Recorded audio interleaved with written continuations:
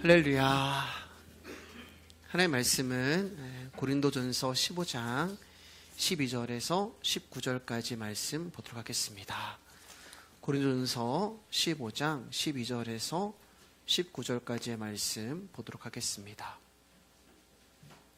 고린도전서 15장 12절에서 19절까지 말씀, 제가 한 절, 여러분 한 절, 마지막 19절은 같이 읽겠습니다. 그리스도께서 죽은 자 가운데서 다시 살아나셨다 전파되었거늘 너희 중에서 어떤 사람들은 어찌하여 죽은 자 가운데서 부활이 없다 하느냐. 만일 죽은 자의 부활이 없으면 그리스도도 다시 살아나지 못하셨으리라. 그리스도께서 만일 다시 살아나지 못하셨으면 우리가 전파하는 것도 헛것이요 또 너희 믿음도 헛것이며 또 우리가 하나님의 거짓 증인으로 발견되리니 우리가 하나님이 그리스도를 다시 살리셨다고 증언하였음이라. 만일 죽은 자가 다시 살아나는 일이 없으면 하나님이 그리스도를 다시 살리지 아니하셨으리라.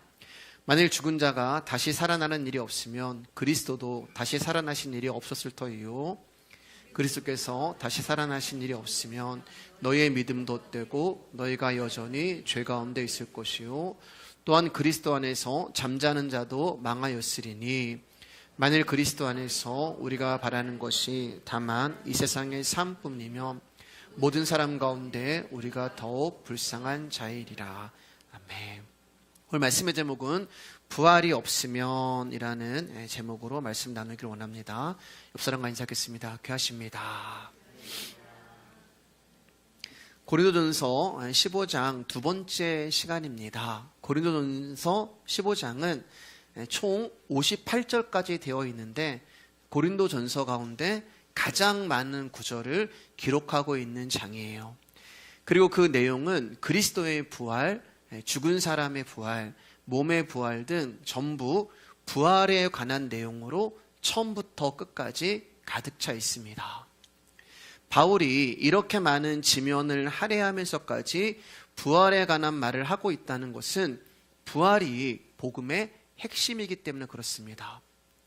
그러나 복음을 믿는다는 사람들이 부활이 무엇인지 그 부활의 진정한 의미를 알지 못하기에 바울은 열변을 토해가며 부활에 관한 말씀을 장문으로 많은 시간을 들여서 고린도 교회 가운데 또 저와 여러분 가운데 말씀을 하고 있는 거예요. 앞으로 15장을 2번이나 3번 정도 더 나눌 것 같습니다. 오늘 말씀을 나누기 전에 미리 말씀을 드리는데 오늘 그리고 앞으로 나눌 내용은 조금 어려우실 수도 있어요. 그러나 주일날 아가서 말씀을 전하면서 부탁드린 것처럼 성경에서 어떤 순서와 어떤 논리를 찾으려 하지 마시고 나에게 들려주시는 십자가와 예수님이 누구이신가를 여러분들이 성령님의 음성에만 집중해 주시기를 부탁드리겠습니다. 고린도 교회는 수많은 문제들이 있었지만 바울은 모든 문제에 대한 답을 복음으로 하고 있음을 우리가 그동안 고린도서를 강의하면서 여러분 아셨을 거예요. 성도에게 일어나는 모든 문제의 답은 오직 복음에 있습니다. 그래서 지난 시간에 내가 너희에게 전한 복음을 너희에게 알게 하노니 라는 말로 고린도 교회 가운데 바울이 이야기를 한 거예요. 내가 너희에게 전한 복음이라는 말은 고린도 교회가 복음을 처음 듣는 것이 아니라 이미 알고 있다는 것입니다. 복음을 알고 있는 고린도 교회에 바울이 다시 복음을 전하는 이유는 복음만이 답이고 복음만이 전부이기 때문에 그래요. 즉 복음은 한 번 듣고 알아서 다음 단계로 가는 것이 아니라 듣고 또 듣고 계속 들어야 하는 거예요. 우리의 본성은 하나님을 떠나 예수님의 십자가와 상관없는 삶을 쫓아가도록 주장을 합니다. 그래서 성령님이 우리가 다른 곳으로 가지 못하도록 평생에 듣던 그 말씀을 우리에게 또 들려주시고 계속 들려주시는 것입니다. 이처럼 복음은 귀로 한번 듣고 끝나는 것이 아니라 계속 듣고 또 들어서 결국에는 그 복음을 살아내는 자리까지 가야만 복음의 사람이 되는 것이고 복음의 능력이 되는 것입니다.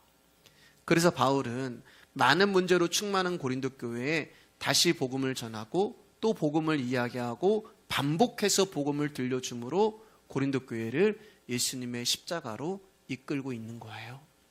이처럼 복음만이 교회의 시작이고 교회의 끝이고 교회의 전부가 되는 것입니다. 3절 4절입니다. 시작. 내가 받은 것을 먼저 너희에게 전하였노니 이는 성경대로 그리스도께서 우리 죄를 위하여 죽으시고 장사 지낸 바 되셨다가 성경대로 사흘 만에 다시 살아나사. 성경 66권 전체를 줄이고 또 요약하고 요약해서 한 문장으로 표현한 것이 바로 이 말씀이 되는 거예요. 예수님은 하나님의 아들이고 그리스도이신데 그분이 성경대로 우리 죄를 위해서 죽으시고 장사 지낸 바 되었다가 성경대로 사흘 만에 살아나셨다. 이것이 바로 복음의 내용이 되는 것입니다. 그리고 이 말씀을 지키고 믿는 자들만 구원을 얻게 되는 거예요. 복음은 그리스도 예수께서 우리의 죄를 위해 죽으시고 부활하신 것까지를 말하는 것입니다. 그만큼 부활은 십자가의 죽음과 함께 복음의 핵심을 이루고 있는 거예요. 우리는 우리의 죄를 대속하기 위해 십자가에 달려 죽으신 예수님에 대해서는 너무 잘 알고 있어요. 그러나 우리의 의를 위해 살아나신 예수님에 대해서는 그닥 관심이 없는 것 같습니다. 예수님의 십자가의 죽음만 믿고 예수님의 부활을 믿지 않는 것을 반쪽짜리 예수님을 믿는다고 합니다. 예수님이 내 죄를 위하여 십자가에 죽으셨어. 그래서 나는 구원받았어. 끝. 그거는 내가 이 생에서 구원받았으니까 잘 먹고 잘 살겠다는 그 내용밖에 안 되는 거예요. 여기까지만 믿은 것은 반쪽짜리 복음을 믿는 것입니다. 그런데 고린도 교회 안에 이 반쪽짜리 복음만 믿는 사람들이 생겨난 거예요. 우리 12절입니다. 시작. 그리스도께서 죽은 자 가운데서 다시 살아나셨다 전파되었거늘 너희 중에서 어떤 사람들은 어찌하여 죽은 자 가운데서 부활이 없다 하느냐.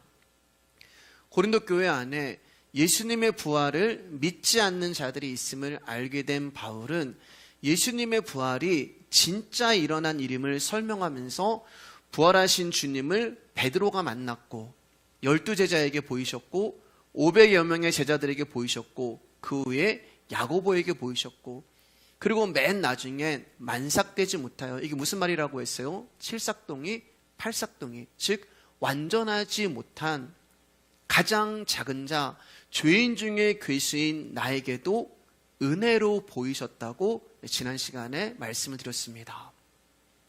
고린도 교회가 예수님의 부활을 믿지 못했던 이유는 지리적으로 고린도라고 하는 도시가 그리스도의 문화와 영향 아래에 있었기 때문에 그래요. 그리스의 문화, 헬라 철학은 영과 육이 분리된 이분설을 믿었습니다.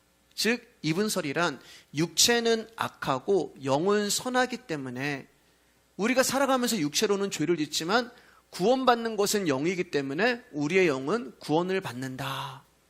육체는 악하고 영은 선하기 때문에 이 세상을 살아갈 때 선한 영혼이 육체 안에 갇혀 있는데 죽을 때는 이 영이 구원을 받는다. 이게 이제 이분설의 내용이 되는 거예요. 즉 악한 육체는 지옥에 가고 선한 영은 구원을 받는다. 이렇게 생각을 했습니다. 그런데 예수님이 부활하셔서 제자들을 찾아오시고 바울을 찾아오셨다고 바울이 증거를 하는 것입니다. 그리고 제자들과 바울에게 보여주시고 그들에게 음성을 들려주시고 심지어 그들과 함께 먹고 마시기까지 하셨어요. 자, 그럼 질문 하나 해볼게요. 그럼 여러분, 예수님이 영으로 부활하신 거예요? 몸으로 부활하신 거예요? 네? 예수님이 지금 먹고 마시기까지 했단 말이에요. 제자들과 얘기도 하고 눈에도 보이고. 자, 그러면은 우리 교회는 다 정답이 2번에 있어요. 자, 1번 영으로 부활하신 거예요? 2번 몸으로 부활하신 거예요? 몸으로 부활하신 거죠. 영은 보이지 않잖아요. 영은 보이지 않습니다. 근데 예수님은 보이시잖아요. 제자들과 이야기도 하고 너희가 잡은 물고기를 가져와라. 조반도 차려주시고 그들 가운데 음성도 들려주시고 예수님은 몸으로 부활하신 것입니다. 그래서 고린도 교회 어떤 사람들이 몸으로 부활하신 예수님을 믿지 못한 거예요. 왜냐하면 몸은 악하거든요. 그럼 뭐야? 하나님의 아들이 몸으로 부활하셔서 악한 육체로 부활하셨단 말이야? 이렇게 성경이 말하는 부활을 믿지 못한 것입니다. 그리고 우리 역시 예수님이 몸으로 부활하셨다는 사실을 모르는 사람들이 많아요. 자, 그러면 예수님이 몸으로 부활하셨다면 저와 여러분이 부활할 때는 영으로 부활할까요? 몸으로 부활할까요? 네? 몸으로 부활할까요? 영으로 부활할까요? 2번을 할 때 몸으로 부활할까요? 네? 몸으로 부활해요. 예수님이 부활하신 그대로 우리도 부활한단 말이에요. 네. 예수님이 몸으로 부활하셨습니다. 빌립보서 3장 21절입니다. 크게 시작.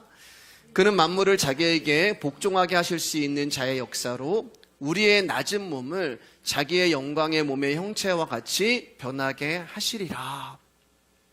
우리 역시 예수님처럼 몸으로 부활을 합니다. 그러나 예수님과 같은 몸이라는 것은 지금 내가 입고 있는 이 육신을 말하는 게 아니에요. 이 육신이라고 하는 낮은 몸이 아니라 예수님과 같은 영광의 몸의 형체가 되는 거예요. 여러분, 우리가 지금 이 몸으로 부활한다면 거기가 천국이겠습니까? 거기 가서도 파란색, 빨간색 주장할 것이고 나의 자존심, 나의 의를 내세울 것이고 순위가 있고 우열이 있고 그것은 천국이 아니에요. 그래서 하나님이 어떻게 하세요? 아담에게 물려받은 우리의 육신을, 우리의 몸을 먼저 어떻게 하세요? 죽이시는 거예요. 오늘 수도 없이 들은 얘기예요, 여러분. 나라는 존재는 죽어지는 거예요. 아담에게 물려받은 육신이, 나라는 존재는 죽어지고 내 안에 예수의 생명이 와가지고 부활을 한다고 말씀드렸잖아요. 그래서 하나님이 아담에게 물려받은 우리의 몸을 먼저 죽이십니다. 그러나 그 죽음은 죄의 사악으로서의 죽음이기 때문에 심판을 당할 수밖에 없는 몸이란 말이에요. 그래서 예수님이 우리를 대신해 십자가에 죽으시고 우리 안에서 심판의 부활로 살아나시는 거예요. 우리 다시 한번 12절 앞부분만 볼게요. 그리스도께서 죽은 자, 이게 죽은 자가 잘못 번역된 거예요. 죽은 자들이 올바른 번역이 됩니다. 예수님의 부활이 어디서 시작이 되냐면은 죽은 자들, 죽음에서 시작을 하는 거예요. 죽은 자들은 바로 죄로 인하여 죽은 저와 여러분들을 말하는 것입니다. 근데 죽은 자들, 한 사람이 아니고 수많은 사람들이란 말이죠. 다른 말로 하면은 맏아들 되시는 예수님의 많은 형제들을 말하는 거예요. 이렇게 죽어있는 당신의 동생들과 형제들을 살리기 위하여서 예수님의 생명이 우리 안에 찾아오신 것입니다. 여러분, 우리가 예수님을 믿어서 구원을 얻은 게 아니에요. 우리가 예수를 믿기 전에 그리스도 예수라는 창세전, 영원전 약속이 그분의 선택으로 우리 가운데 실행이 된 것이 우리의 구원입니다. 우리가 존재하기도 전에 말씀이 존재해 계셨잖아요. 우리가 창조되기도 전에 말씀은 존재하셨습니다. 우리가 있기도 전에 존재하셨던 그 말씀이 약속을 하셨어요. 내가 창세전에 나의 백성들을 흠없고 거룩한 자로 만들어서 하나님 나라에 집어넣을 거야. 내가 존재하기도 전에 그 말씀이 약속을 하셨고, 그 말씀이 시작을 하셨고, 그 말씀이 이루셨고, 그 말씀이 완성하신 것이 우리가 예수님을 나의 구주로 믿는 증거로 나타나는 거예요. 그러니까 내가 예수를 믿는다는 것은 나의 믿음으로 믿은 게 아니라 이미 우리가 구원받은 자이기 때문에 예수님이 믿어지는 거예요. 말씀이 믿어지고 말씀이 들리는 이유가 뭐예요? 내가 믿어서가 아니고 이미 창세전에 하나님이 우리를 구원하셨기 때문에 그 말씀이 의심 없이 믿어지고 그 예수님이 의심 없이 믿어지는 거예요. 그러면 창세전에 구원하지 아니하는, 즉 하나님과 관계가 없는 사람들은 이 말씀이 믿어지지 않아요. 어떻게 하나님의 아들, 어떻게 예수, 어떻게 처녀가 아기를 낳아? 근데 우리는 그게 믿어져요. 그게 내가 믿어서 구원받은 것이 아니라 이미 창세전에 저와 여러분들이 구원을 받은 자이기 때문에 예수님이 믿어진 겁니다. 그 약속을 실행하기 위하여 죽은 자들인 우리 가운데 찾아오셔서 구원을 이루신 거예요. 그분의 생명이 우리를 찾아오셔서 우리 안에서 부활하셨기 때문에 우리가 예수님을 우리의 구주로 믿는 것입니다. 그리고 이 방법 외에는, 이 은혜 외에는 다른 방법이 없어요. 그러니까 예수님이 목숨을 버리셨다는 것은 당신이 택하신 백성들 가운데 가셔서 부활이 되어 주시려고 당신의 목숨을 죽은 자들 가운데 버리신 거예요. 그리고 이 부활로 인하여 저와 여러분들이 예수님과 같은 영화로운 몸으로 새롭게 되는 것입니다. 근데 그 몸의 특징이 있어요. 그 몸은 나를 주장할 수 없고 나를 위해서 살 수도 없으며, 지금은 다 나를 위해 살아가잖아요. 내 몸이요. 다른 몸이란 말이에요. 몸으로 부활하는데 나의 주장도 없고 나의 생각도 없고 나의 이름도 없고 나의 의도, 나의 자랑도 없는 몸입니다. 오직 하나님을 위한 몸이고 하나님 나라만을 위한 몸으로 우리가 변화되는 거예요. 요한복음 14장 6절입니다. 시작. 예수께서 이르시되 내가 곧 길이요 진리요 생명이니 나로 말미암지 않고는 아버지께로 올 자가 없느니라. 주일날 말씀 기억하시죠? 나로 말미암지 않고는, 이 뜻이 뭐라고 말씀드렸어요? 내가 되지 않고는. 우리가 어떻게 예수님이 돼요? 나라는 존재는 없어지고 내 안에 부활하신 예수님만 남을 때, 그때 내가 될 수 있는 거예요. 예수님이 되는 거예요. 그래서 내가 되지 않고서는 우리는 못하잖아요. 그래서 하나님의 아들이 우리 안에 오셔서 나라는 존재를 죽여버리시고 당신만이 오롯이 살아나심으로 말미암아 하나님 나라 가게 하시는 것입니다.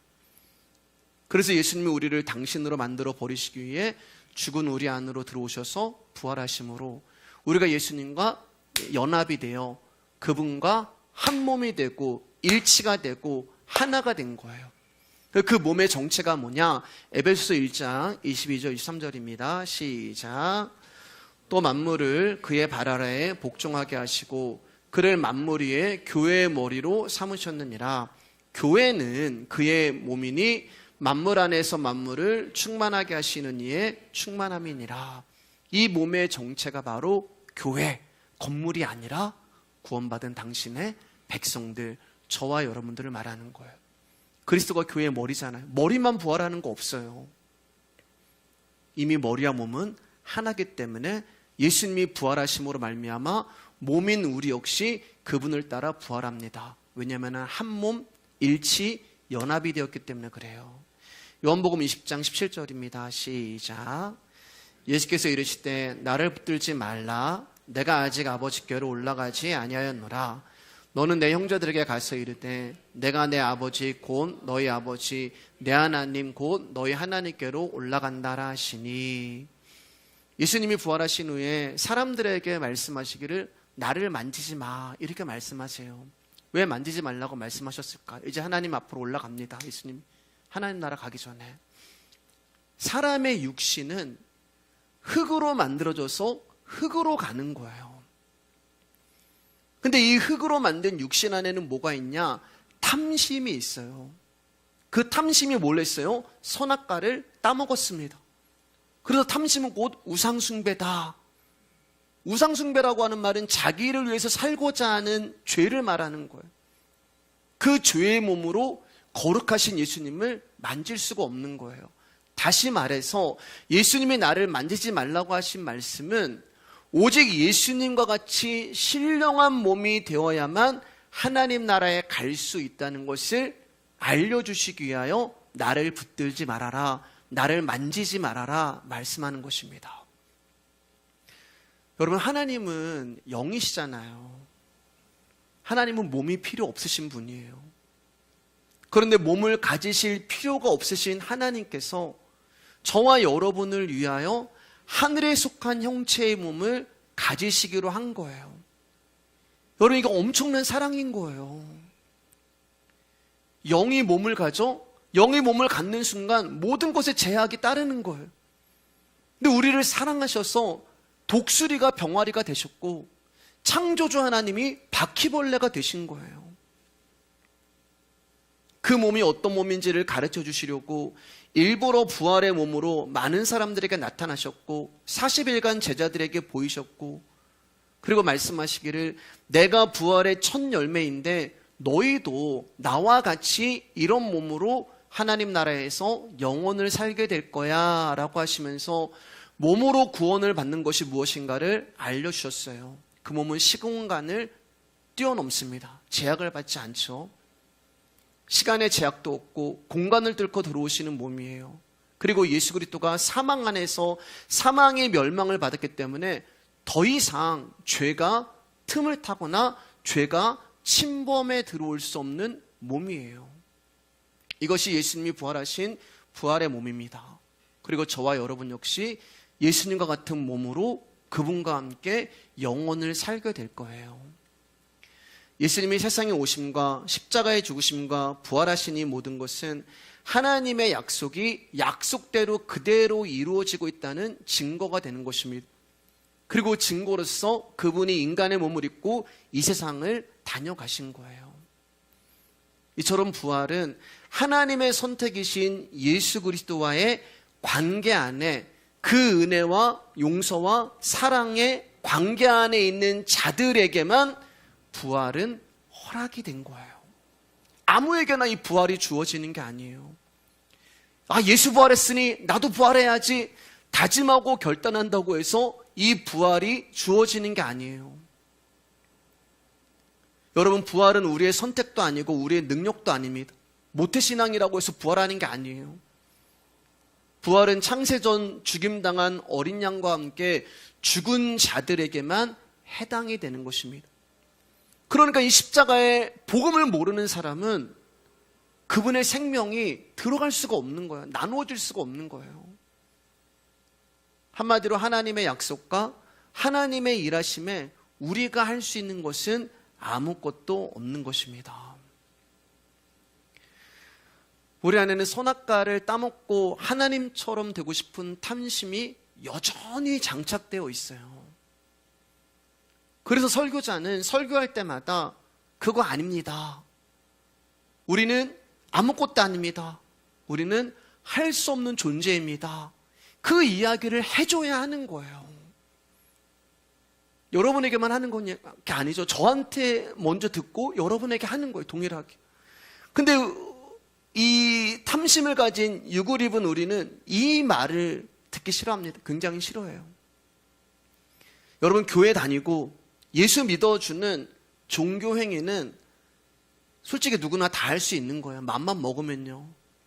그러나 저와 여러분이 있기도 전에, 존재하기도 전에, 먼지오 티끌이었던 우리가 생기기도 전에 이미 이루어지고 이미 완성되어진 하나님의 약속에 우리가 할 것이 아무것도 없단 말이에요. 다른 종교도 부활이 있어요. 물론 그들이 말하는 부활은 성경이 말하는, 말씀이 말하는 부활이 아니라 재생, 환생. 그런데 예수님을 믿는 기독교 안에서도 부활이 아닌 환생을 말하고 재생을 믿는단 말이에요. 모든 종교에는 내가 주인공이고 내가 중심입니다. 내가 환생하는 거예요. 내가 재생하는 거예요. 신도 나를 위해서 있는 거예요. 그러나 기독교는 나라는 존재는 점점 없어지고 예수님만 남는 것입니다.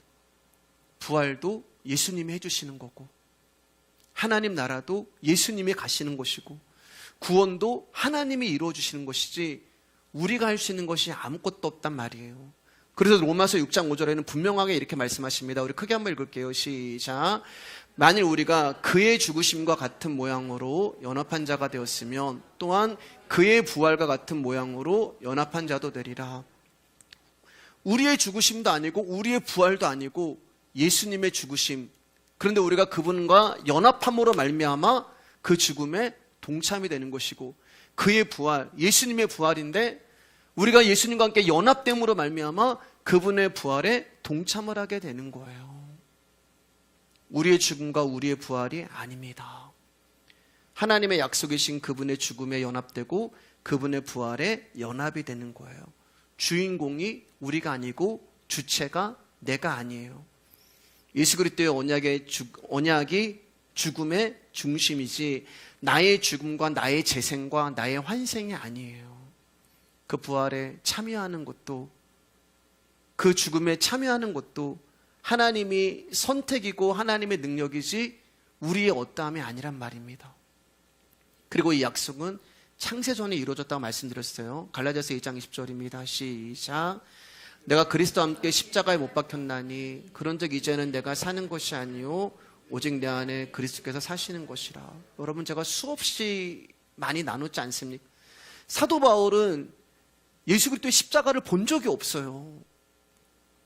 그 근처에도 안 갔어요. 본 적도 없기 때문에 어떻게 생겼는지도 몰라요. 예수님 십자가 못 박히는 것을 본 적이 없어요. 근데 그럼 바울이 지금 거짓말하는 건가요? 내가 그리스도와 함께 십자가에 못 박혔나니. 십자가를 본 적도 없고 근처도 못 간 바울이 예수님이 십자가에 죽으실 때 나도 함께 예수님과 함께 십자가에 못 박혔겠다. 하나님이 그렇게 인정해 주시는 것입니다. 바울아, 너 내가 십자가에 죽을 때 너 내 안에 있었어. 연합이란 말이에요. 성도는 이처럼 창세전 어린 양의 죽음에 이미 연합되어 있는 자입니다. 그럼 바울이 말하는 이 내가 그리스도와 함께 십자가 못 박혔다고 하는 이 복음이 뭐예요? 창세전 복음을 얘기하는 거예요. 하나님은 하나님의 약속대로 하나님의 전능하심으로 자기 약속 안에 있는 자들을 한 명도 잃어버리지 아니하시고 그 자들 가운데는 저와 여러분도 포함되어 있는 거죠. 다 예수 그리스도 안에서 살려내시는 거예요. 거룩하고 흠이 없는 아들로요. 근데 사단은 이거를 가려버린단 말이에요. 마치 우리가 기도하면 하나님이 일을 하신다. 우리가 하나님의 일을 하고 하나님의 영광을 돌려드려야 된다. 그런 말로 해가지고 마치 하나님이 인간의 도움이 없으면 아무것도 하지 못하는 존재로 만들어버린 거예요. 그러다 보니 오늘날 복음이, 오늘날 기독교가 어떻게 됐냐? 모든 사람이 구원을 받고 모든 인간을 위하여 예수님이 십자가에 죽어버린 그런 복음이 되어버린 거예요. 여러분, 하나님은 나 하나 없어도, 이 세상에 교회 하나 없어도 전혀 불편함이 없으십니다. 왜냐하면 그분은 충만이라고 말씀드렸잖아요. 교회의 충만임, 그분이 충만이지 우리가 뭘 할 수 있는 게 아니에요. 마귀는 세상 인간들에게 다른 하나님, 다른 예수님을 심어놓습니다. 근데 바울은 분명히 얘기하기를 내가 전한 예수 그리스도의 복음 외에 다른 복음을 전하는 존재가 있으면 하늘의 천사라도 저주를 받을 거라고 말씀을 하잖아요. 갈라디아서 1장 8절 10절입니다. 시작. 그러나 우리가 혹은 하늘로부터 온 천사라도 우리가 너희에게 전한 복음 외에 다른 복음을 전하면 저주를 받을지어다. 우리가 전에 말하였거니와 지금 다시 말하노니 만일 누구든지 너희가 받은 것 외에 다른 복음을 전하면 저주를 받을지어다. 이제 내가 사람들에게 좋게 하랴, 하나님께 좋게 하랴, 사람들에게 기쁨을 구하랴. 내가 지금까지 사람들의 기쁨을 구하였다면 그리스도의 종이 아니니라. 사도 바울이 때로는 독선적으로 보이기도 합니다. 그리고 너무 자기 주장이 강하죠. 자기 말만 옳다고 하는 것처럼 보입니다. 부정적으로도 보이고 극단적으로도 보이고 한쪽으로도 쏠려 있는 것처럼 보여요. 이게 바울을 향한 사람들의 평가예요, 여러분. 시선이에요. 자, 그러면 바울을 향해 너무 독선적이다, 너무 한쪽으로 치우쳐 있다, 성경에 이 내용도 있고 이 내용도 있는데 왜 맨날 십자가 복음만 이야기하냐, 너무 힘이 빠진다, 너무 한쪽으로 쏠려 있다, 그렇게 말하는 사람들은 정상이냐는 거예요. 그렇게 말하는 사람들은 과연 옳은 거냐는 거예요. 중간은 없어요, 여러분. 차든지 덥든지 바울이 맞든지 인간이 틀리든지 둘 중 하나예요. 인간이 맞든지 바울이 틀리든지 둘 중 하나입니다. 그럼 누가 옳은 것이고 누가 틀리냔 말이에요. 죄의 권세에 갇혀있는 인간은 자기 중심적이에요. 그래서 그거 아닙니다, 그 말을 싫어합니다. 우리 아무것도 아닙니다, 그 말을 인정하지 못하는 거예요. 예수님이 복음이고 예수님이 전부고 예수님이 답입니다 라고 하는 말에 왜 꼭 예수가 답이어야 해다라고 부정하는 거예요. 그래서 복음이 전부라고 하는 바울의 말을 삐딱하게 보는 것입니다. 여러분, 구약에 하나님이 선지자들을 보내서 당신의 말씀을 전하게 하셨는데 태반이 맞아 죽었어요. 하나님이 말씀을 주시고 너 이 말씀 가서 전해. 그래서 그 말씀을 전했는데 맞아 죽었어요. 멸시를 받고 수치를 당합니다. 왜냐하면 그 말씀이 듣기 싫은 거예요. 왜냐하면 하나님의 말씀은 모든 인간의 가능성을 부정하는 말씀이기 때문에 그렇습니다. 여러분, 예수님이 뭐라고 말씀하시냐면은 아브라함의 혈통으로 유대인들을 인정하지 않으시는 말씀을 하시죠. 그러면서 뭐라고 했냐면, 야, 내가 길가의 돌멩이로도 아브라함의 혈통 만들 수 있어. 혈통이나 육정이나 사람의 뜻은 아무것도 아니에요. 오직 하나님으로부터 난 자들만 아브라함의 후손이 되는 것입니다. 그런데 이 말씀을 듣기 싫은 거예요. 그래서 유대인들이 예수님을 죽인 거예요. 말씀을 조금씩 정리해 나가겠습니다. 부활절 되면 새벽에 이제 성도님들이 흰 옷을 입고 모이잖아요. 저도 그 흰 와이셔츠 입고 새벽마다 모였었거든요. 왜 모여야 되는지도 모르고 왜 흰 옷을 입어야 되는지도 몰랐어요. 나중에 이제 알게 되는데, 하나님 나라 가면은 모든 사람들이 흰 옷을 입고, 왜 우리 이제 성화 같은 거 보면 이제 흰 옷 입고 막 찬송하는 그런 거죠. 그런 의미에서 흰 옷을 입는다고 하더라고요. 왜 입는지도 모르고 그냥 어른들이 입어야 하고 이렇게 해야 되는 줄 알고 부활절 되면 새벽 일찍 일어나 흰 옷을 입고 예배에 참석합니다. 진짜 부활이 뭔지도 모르고 십자가의 죽음의 언약이 무엇인지도 모르고 알지 못하면서 그렇게 하면 하나님의 백성이 되고 신앙이 있고 믿음이 있는 자가 되는 줄 알았어요. 그러나 죽음을 이긴 것도 예수님이고 부활하신 분도 내가 아니라 예수님이 하신 것이고 죽음을 이기신 예수님의 순종에 의한 부활이 나타난 것이지 죽은 자들의 상태나 믿음이나 행위나 열심으로 의한 게 아니란 말이에요. 모든 것이 주로 말미암고 모든 것이 주님이 시작한 하나님의 역사입니다. 그러므로 저와 여러분들이 해야 하는 것은 그분과의 관계예요. 그러나 그 관계도 우리가 하는 것이 아니라 하나님이 선택하신 것입니다. 히브리서 4장 10절입니다. 시작. 이미 그의 안식에 들어간 자는 하나님이 자기의 일을 쉬심과 같이 그도 자기의 일을 쉬느니라. 하나님의 뜻을 아는 자들, 복음을 믿는 자들, 하나님과 관계를 맺은 자들은 이미 안식에 들어갔다라고 성경은 말해요. 그래서 자기의 일을 쉰다 이렇게 말씀합니다. 자기의 일은 뭘까? 내가 나를 살리는 일을 말해요. 즉 저와 여러분들이 인생을 살아가는 모습입니다. 우리가 인생 살아가는 게 다 자기 일이에요. 공부하는 거, 취직하는 거, 직장 다니는 거, 돈 버는 거, 자식 낳는 것, 전부 내가 나를 살리는 일이에요.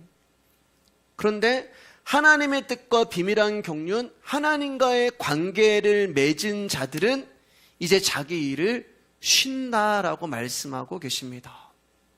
무슨 말이냐면은 나에게 주가 계심을 알고 그분께 나의 인생을 전부 맡기는 것이 나의 일을 쉰다는 뜻이 되는 거예요. 안식일 여러분 영생이잖아요. 여기서 말씀하시는 안식은 영생이란 말이에요. 전에는 나에게 안식이 뭐였냐? 먹고 사는 거였어요. 내가 안식하려고 일을 하는 거예요. 먹고 살아야지만 내가 안식하기 때문에. 그런데 내가 그분과의 관계를 맺으니까 안식은 하나님과 하나님이 보내신 자 예수를 아는 것이 안식이구나라는 것을 깨닫게 됩니다. 그분을 알아가고 그분과 하나 되는 것이 쉼이구나. 그 안식은 예수님의 십자가에 함께 못 박힌 그의 몸된 교회에 심어놓으신 생명의 말씀으로 주어지는 것이구나. 그래서 말씀을 들으면서 저와 여러분들이 양육되어 가는 거예요. 성장되어 가는 거예요. 성숙되어 가는 거예요. 하나님 나라를 알게 되고 하나님 나라를 소망하게 되는 것이고 깨달음이 있는 것입니다. 때문에 이 안식은 하나님이 선택한 당신의 신부들, 그분과의 관계를 맺고 있는 당신의 성도들 외에는 다른 사람들은 알 수 없는 비밀이 되는 것입니다. 자, 그러면 이 관계를 맺고 있는 성도들, 여러분들, 새로운 생명이라고 하는 세계를 살아가는 저와 여러분들은 어떻게 살까? 예수님의 신부고 하나님의 자녀고 그분의 백성이잖아요. 성도잖아요. 굉장히 행복하시냐고요. 행복해야 되는 거잖아요. 내 이루셔? 내 모든 걸 주님 앞에 맡겨버려. 그분의 신부야. 너는 내 자녀야. 너는 내 백성이야. 그러면 날마다 홀리해야 되고 기뻐해야 되고 찬송에 나와야 되고 행복해야 됩니다. 예수님 부활했으니 나도 부활합니다라고 하는 믿음이 충만해야 되고, 누가 뭐만 해도 복음 십자가만 나와야 되고, 소망 가운데 행복하게 살아가야 됩니다. 물론 은혜가 충만하면 여러분 기쁨이 나오죠. 믿음이 나오죠. 담대함이 나오죠. 근데 그거 잠시잖아요, 여러분. 내가 믿음이 막 충만한 것 같은데 그리고 조그만 시간 지나가면은 그 믿음은 어디 갔나 하고 또 시험에 들기도 하잖아요. 예수님의 신부고 하나님의 자녀면 우리의 삶과 현실은 사실은 꽃길만 펼쳐져야 되는 것이 이론적으로 맞잖아요. 그런데 그렇지 않다는 것입니다. 죄와 사망 권세를 이기고 부활하신 예수님을 내가 믿었으니까 앞으로 내가 먹고 사는 거 하나님이 다 책임주셔야 하는데 그렇지 않다는 거예요. 하나님이 선택한 백성이기 때문에 내 앞에는 기쁨과 행복만 있어야 되는데 그렇지 않다는 것입니다. 설령 문제가 생기고 어려움이 찾아오고 질병이 닥쳤을 때 나를 선택하신 하나님을 믿기 때문에 내가 예수님의 이름을 부르면 그 모든 문제에서 해결해 주시고 그 모든 질병에서 치유해 주셔야 되는데 그렇지 않다는 거예요. 여러분, 원고에 없는 이야기인데 우리 강혁이랑 현정이가 결혼을 하고 예쁜 가정을 이루고 있습니다. 근데 여러분 아시듯이 이게 기적이잖아요. 성도님들은 다 하나님의 은혜라는 것을 인정하실 것입니다. 강혁이가 사고를 당해 병원에 의식도 없이 입원해 있을 때 가장 고통받으신 두 분이 우리 임용민 집사님이랑 김순아 권사님이었어요. 제가 이 얘기 처음 하는데 저는 임용민 집사님하고 김순아 권사님이 교회를 떠나실 줄 알았어요. 네. 너무 힘들어하시고 아파하시는 모습 보면서 하나님을 부인하시고 부정하실 줄 알았어요. 집사님이 기억하실지 모르겠지만 강혁이가 수술을 받는 그 시간에 집사님이 이렇게 말씀하셨어요. 목사님, 저 강혁이에게 어떤 일이 일어나도 하나님이 하신 것인 줄 알고 감사하겠습니다. 그런 고백을 하셨고, 우리 김순랑 원사님은 걱정해 주시고 기도해 주시는 분들에게 담담하게 나에게 말씀이 없었다면 나는 이미 무너지고 쓰러졌을 거야 라는 말씀하시는 것을 제가 들었습니다. 교회를 떠나실 줄 알았는데, 하나님을 부인하실 줄 알았는데, 주님 앞에, 말씀 앞에 더 단단하게, 더 깊이 흔들리지 아니하는 장성한 신앙의 어른의 모습으로 서가시는 모습 앞에 많은 은혜를 받고 또 믿음 없는 저의 모습을 회개했습니다. 왜 이 말씀을 드리냐 하면은 여러분 언제 예수님 믿으세요? 여러분 언제 예수님을 더 의지하세요? 언제 예수님 더 붙들고 언제 더 매달리고 언제 더 주님을 찾으세요? 내가 원하는 일이 잘 되고 잘 풀릴 때 예수님 찾으세요. 나의 삶이 공고하고 지치고 피곤하고 아프고 힘들 때 예수님 찾으세요. 여러분 언제 예수님 찾으세요? 힘들 때잖아요. 내 힘으로 안 되고 지치고 어렵고 아프고 공고할 때잖아요.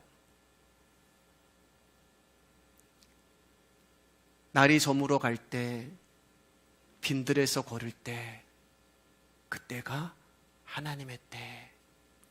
내 힘으로 안 될 때, 빈손으로 걸을 때 내가 고백해 여호와 이래.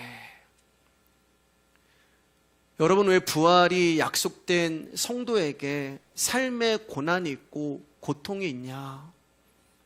이 세상에 취하지 말라고, 이 세상에서 잠들지 말라고, 내가 탄 인생이라는 배를 하나님이 폭풍과 파도와 고난과 역경으로 흔드시는 거예요.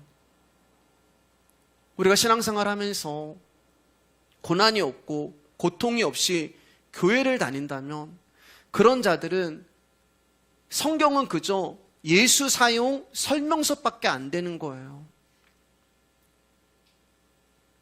예수님은 당신의 백성들을 사랑하실 때 끝까지 사랑하십니다. 이 사랑이 없으면 우리는 아무것도 아닙니다. 그냥 내가 원하는 대로, 내가 바라는 대로 그렇게 가게 내어버려 두시면 하나님 나라가 아니라 영원한 사망의 길로 갈 것이 뻔하기 때문에 하나님이 우리를 요나처럼 집착하시고 찾아오시고 스토킹하시면서 끝까지 돌보고 보살피시는 거예요. 근데 그게 당하는 우리는 아파요. 힘들어요. 고통 가운데 있습니다. 내가 원하는 길이 아닌 다른 길로 가는 것 자체가 아프단 말이에요. 근데 주님이 우리를 꽁꽁 묶어서 끌고 가시는 거예요. 처음에 이렇게 끌고 가시죠. 그러면서 우리가 점점 힘이 빠지면서 그냥 이제는 순복함에 끌려가는 거예요. 근데 어디를 끌고 가냐? 성경 보니까 영문 밖으로 우리를 끌고 가신대요. 주님의 능력을 지고 영문 밖으로. 영문 밖은 뭐냐면은 시체들을 버리는 곳이거든요. 영문 안이 아니라 성문 안이 아니라 성문 밖으로. 그리로 우리를 끌고 가신대. 그러니까 우리 가운데는 고통이고 우리 가운데는 힘이 든 거예요. 근데 말씀은 그것이 우리를 사랑하시는 주님의 사랑이라고 이야기합니다. 히브리서 11장 24절 26절입니다. 시작. 믿음으로 모세는 장성하여 바로의 공주의 아들이라 칭함받기를 거절하고 도리어 하나님의 백성과 함께 고난받기를 잠시 죄악의 낙을 누리는 것보다 더 좋아하고 그리스도를 위하여 받는 수모를 애굽의 모든 보화보다 더 큰 재물로 여겼으니 이는 상 주심을 바라봄이라. 여러분 정말 모세가 이랬어요. 여러분 정말 모세가 이 세상에서 왕자로서 누리는 삶을 부귀영화를 버리고 하나님의 백성들과 함께 고난받기를 기뻐하고 즐거워하고 원했냔 말이에요. 성질 나서 애국 군사 때려 죽이고 자기가 잡힐 것 같고 자기가 죽을 것 같으니까 광야로 도망쳤잖아요. 그런데 하나님께서 그것을 그리스도를 위해서 받는 능력으로 바꿔주십니다. 그리고 모세에게 잘했다 하며 이 세상의 모든 부귀영화보다 더 좋은 것, 가장 좋은 것을 주시는 하나님, 그게 예수님이란 말이에요. 여러분 세상의 모든 보화가 좋으세요? 예수님이 좋으세요? 우리는 모든 보화를 택하는 자들이에요. 모세가 원하지 않았어요, 여러분. 그러니까 예수님의 부활을 모세가 원하는 것이 아니란 말이에요. 그런데 그 원하지 아니하는 상, 부활이라는 상을 모세에게 주시고, 원하지 않는데, 야, 너 잘했어. 내가 너한테 상 줄게. 너 필요 없는데요? 아니야, 너 이거 받아라고 그 상을 줌으로 말미암아 모세의 인생이 부득불 그리스도의 능력을 지고 광야로, 영문 밖으로 나가는 인생이 된 거예요. 내가 원하지도 않았는데, 내가 선택하지도 않았는데, 그분이 원해서, 그분이 선택해서, 그분이 강제로 당신의 짐을 우리 가운데 짊어진 것입니다. 그런데 그것이 부활을 살아내는 성도의 삶이라는 거예요. 우리 하나 더 볼게요. 35절 38절입니다. 시작. 여자들은 자기의 죽은 자들을 부활로 받아들이기도 하며 또 어떤 이들은 더 좋은 부활을 얻고자 하여 심한 고문을 받되 구차히 풀려나기를 원하지 아니하였으며 또 어떤 이들은 조롱과 채찍질 뿐 아니라 결박과 옥에 갇히는 시련도 받았으며 돌로 치는 것과 톱으로 켜는 것과 시험과 칼로 죽임을 당하고 양과 염소의 가죽을 입고 유리하여 궁핍과 환난과 학대를 받았으니 이런 사람은 세상에 감당하지 못하느니라. 그들이 광야와 산과 동굴과 토굴에 유리하였느니라. 믿음의 사람들은 그리스도의 부활 안에 갇혀있기 때문에 세상에서 악행도 받고 희롱도 받고 채찍과 결박과 옥에 갇히는 시험과 돌로 치는 것과 톱에 켜있는 것과 칼에 죽는 것과 유리하고 궁핍과 환난과 학대를 받는다고 말씀하고 있습니다. 이게 부활을 상으로 받은 자들의 삶인 거예요. 부활을 믿고 부활을 살아내는 믿음의 사람들이 이 세상을 통과하는 모습이 되는 것입니다. 그러니까 하나님의 선택과 부름에 상관없는 사람들은 이 삶이 아니잖아요. 그러니까 편안한 삶을 살죠. 안락한 삶을 살아갑니다. 그러나 그들에게 없는 것이 우리 가운데 있는데 70여 80여라고 하는 이 세상이 전부가 아닌 영원한 하나님 나라, 진짜 생명, 진짜 부활이 무엇인가를 그들은 모르지만 우리는 이 삶을 살아가면서 알게 되고 깨닫게 되는 거예요. 그리고 이 삶이 그대로 우리 가운데 나타나게 돼요. 왜요? 성경은 하나님과 나의 이야기이기 때문에 그렇습니다. 부활하신 예수님 안에 있기 때문에 내 목숨에 연연치 않고 하나님 나라를 소망하는 거예요. 그게 부활의 권능입니다. 오늘은 부활이 없으면 여기까지 하고요. 계속해서 고린도 15장 몇 번 더 나누면서 좀 더 나누기 원합니다. 우리 끝으로 빌립보 3장 7절 12절 읽고 찬양하도록 하겠습니다. 크게 그러나 천천히 그러나 또박하게 읽겠습니다. 시작. 그러나 무엇이든지 내게 유익하단 것을 내가 그리스도를 위하여 다 해로 여길 뿐더러 또한 모든 것을 해로 여김은 내 주 그리스도 예수를 아는 지식이 가장 고상하기 때문이라. 내가 그를 위하여 모든 것을 잃어버리고 배설물로 여김은 그리스도를 얻고 그 안에서 발견되려 함이니 내가 가진 의는 율법에서 난 것이 아니오 오직 그리스도를 믿음으로 말미암은 것이니 곧 믿음으로 하나님께로부터 난 의라. 내가 그리스도와 그 부활의 권능과 그 고난에 참여함을 알고자 하여 그의 죽으심을 본받아 어떻게 해서든지 죽은 자 가운데서 부활에 이르려 하노니 내가 이미 얻었다함도 아니오 온전히 이루었다함도 아니라 오직 내가 그리스도 예수께 잡힌 바 된 그것을 잡으려고 달려가노라. 찬양하도록 하겠습니다.